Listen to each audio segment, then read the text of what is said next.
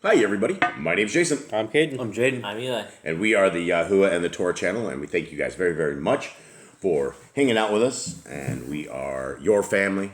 We're out in the middle of a giant tropical rainforest jungle, putting it down early mornings of the day. It is the first day on our Creator's calendar. The day of the Sabbath was yesterday, and for those who were looking at keeping covenant with our Creator and staying in covenant with Him, that was our day of rest. And so here we are on a day of work. Gentlemen, how you guys doing? Good. How's everyone? Good. It's rare we get some time around here. Okay, you look dragging down. Your hands are in your head. Are you all right, bro? Yeah. Are you going to make it? Yeah. Anyone not alive? So anyone dead? Anyone feeling dead? Nope. Anyone have any wild stories? How was your Shabbat? Good. It was restful. You guys got a lot of rest? Yeah. You guys getting a good night's sleep? Yeah. Everything ready? You guys ready to blast the day off? I think so. All right. Well, maybe you can tell me a little bit about what is going on in the back in the days. Before we do that, this is Yah Scriptures. This is the greatest English translation that you guys will ever be able to find. The free versions are available at yahscriptures.com. This is a version right here that is available right now for every scriptures that is able to be sold. One full scripture is able to be going into the prison systems of the United States of America. And so there is a tremendous amount of value to this. Now, on the back of this book is the name of our Messiah. His name is Yahushua. And again, this is a free version. Sorry about that. That's Jerry, my dog. He's always doing something crazy. Give me just a second. I'm trying to get one of the minions of mine to go take care of him. That'd be Eli Minion. He's on his way out. Okay, so here we are, guys. This is into the times and the life of Israel.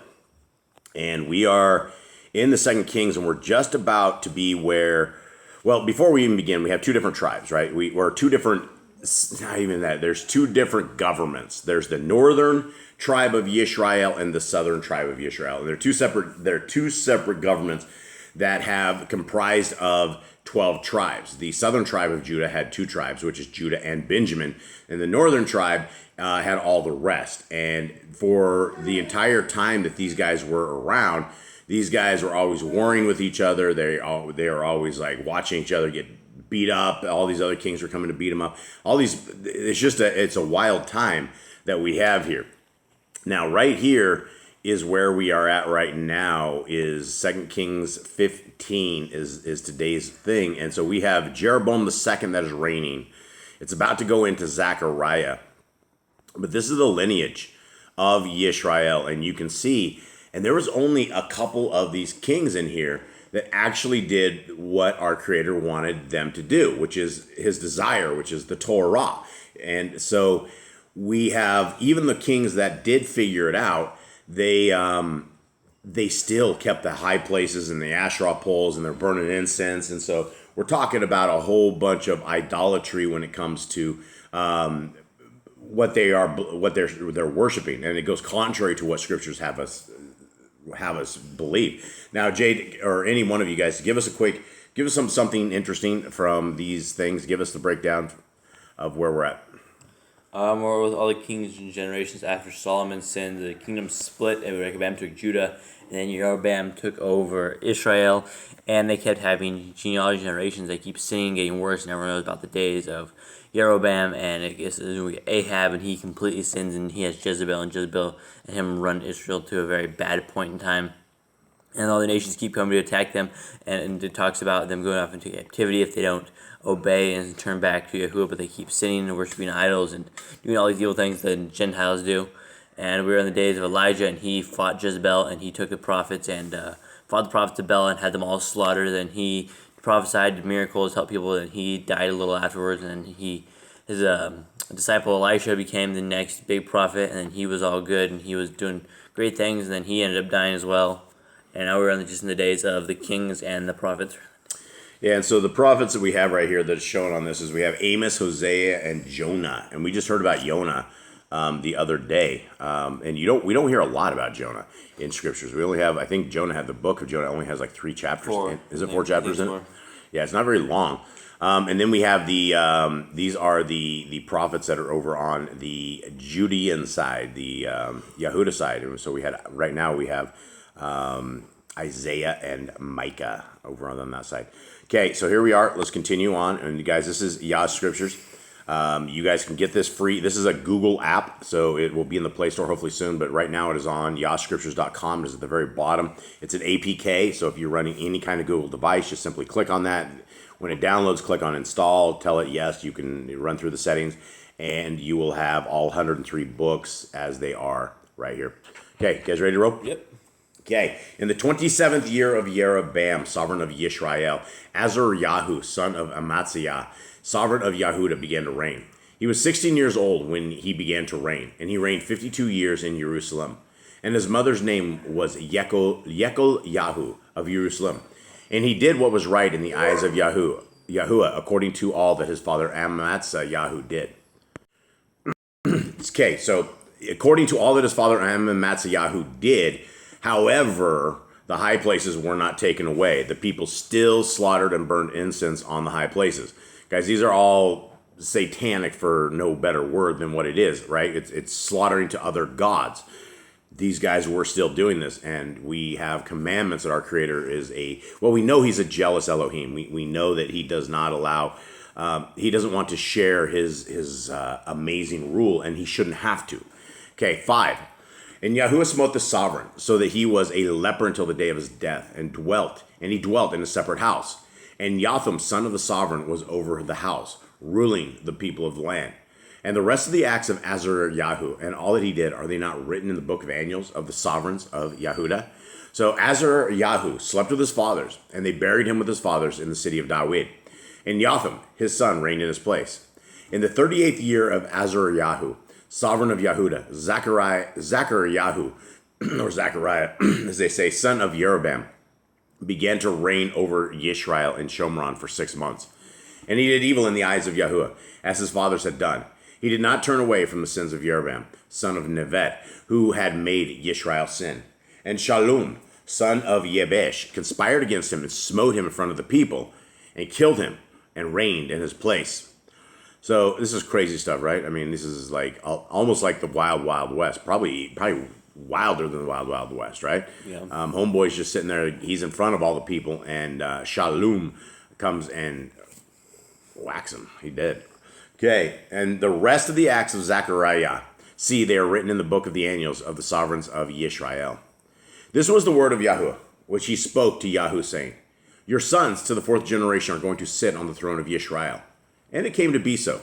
Shallum, son of Yabesh, began to reign in the 39th year of Uzziah, the sovereign of Yehuda. And he reigned a month of days in Shomron.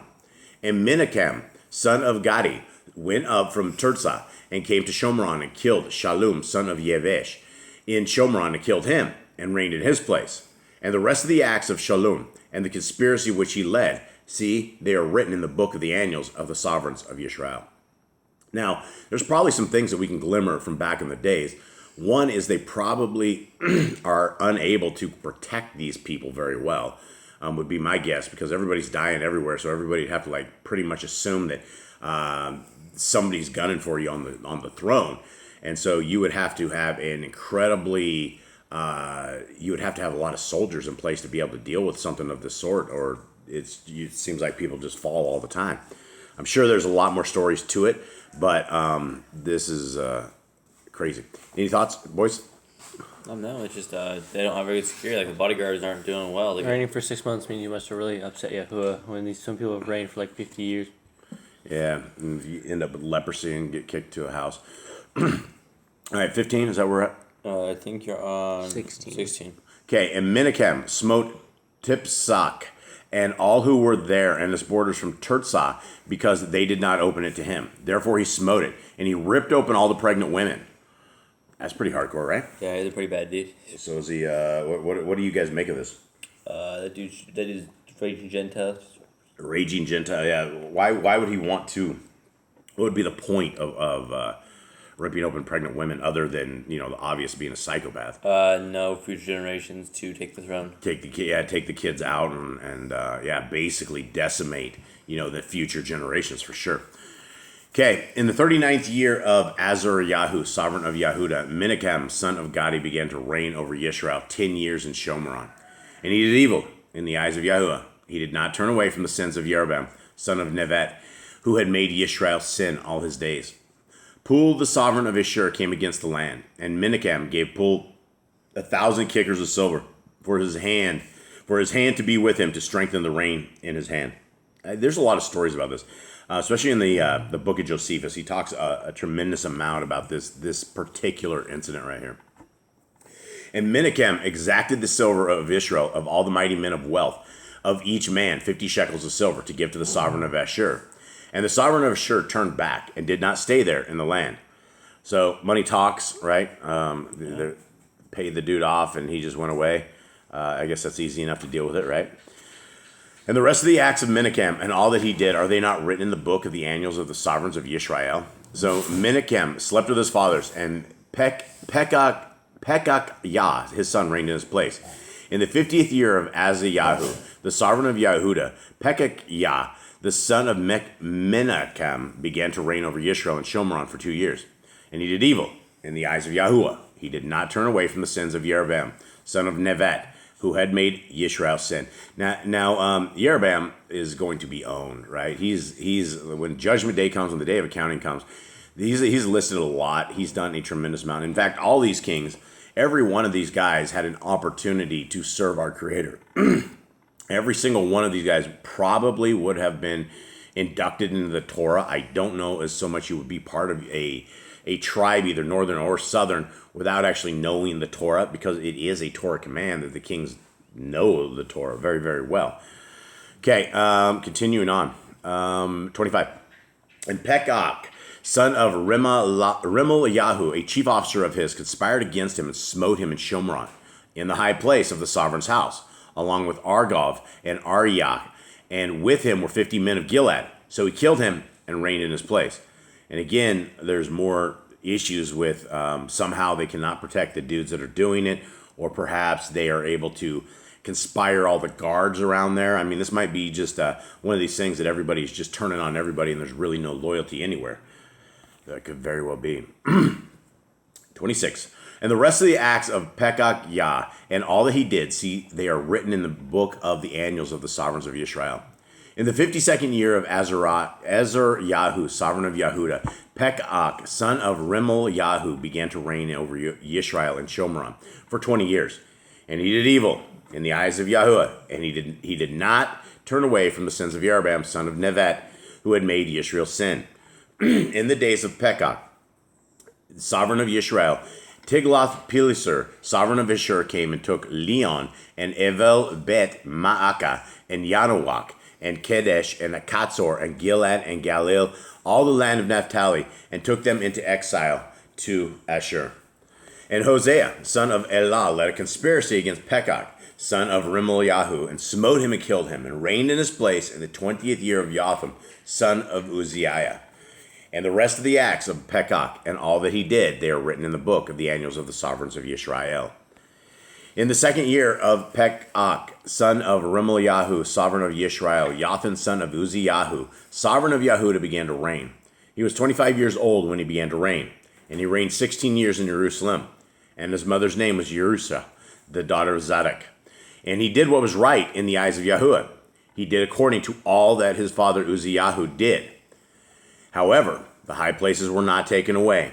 The people still slaughtered and burned incense on the high places. He built the upper gate of the house of Yahuwah. And the rest of the acts of Jotham and all that he did, are they not written in the book of the annals of the sovereign of Yehuda? In those days Yahuwah began to send Retzin, sovereign of Aram, and Pekach, son of Remaliahu, against Yehuda. So Jotham slept with his fathers and was buried with his fathers in the city of David, his father. And Achaz, his son, reigned in his place. All right, so we had a whole bunch of people that came up and a whole bunch of kings, and they all are dead. They can't stop sinning. They cannot get rid of the high places. The people are still slaughtering incense on there. And when you are slaughtering incense to other Elohim, you are being unloyal. You are being disloyal. You are being a traitor to the ways of our Creator. Now, we have a set of guidelines that our Creator has set in front of us for all times, for all generations, for all people. It starts in Genesis, and it goes to Exodus, and it goes to Leviticus, and it goes to Numbers, and then Deuteronomy. Those 5 books are the Torah. That is the guidepost for life. That is what we are told to follow for all times. And Deuteronomy 28, the first half of the entire chapter, tells us all these wonderful, great things that will happen to us because we are keeping the Torah. Then the last of Deuteronomy 28 has all these horrible, horrible things that are going to happen to us because we are belligerent to the Torah, we are disobedient to the Torah, and we will not keep it. And so, guys, if you want to be part of the kingdom family to come, it's going to be people who are obeying the laws, statutes, and commandments of our Creator and have the faith of Messiah Yahushua. That is who you guys call Jesus the Christ. So with that, everybody, we hope you guys have a wonderful day. Take care, and we're out. All right, shalom.